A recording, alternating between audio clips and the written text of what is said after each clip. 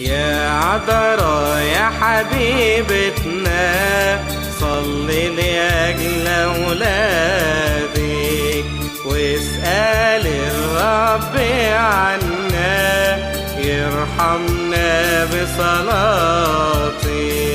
يا عذراء يا حبيبتنا، صلي لأجل أولادك اسأل الرب عنا يرحمنا بصلاتك.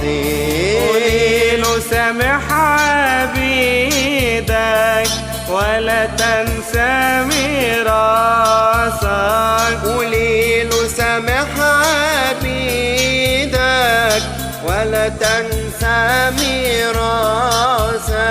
يا أم النور يا مريم، يا أم النور يا مريم.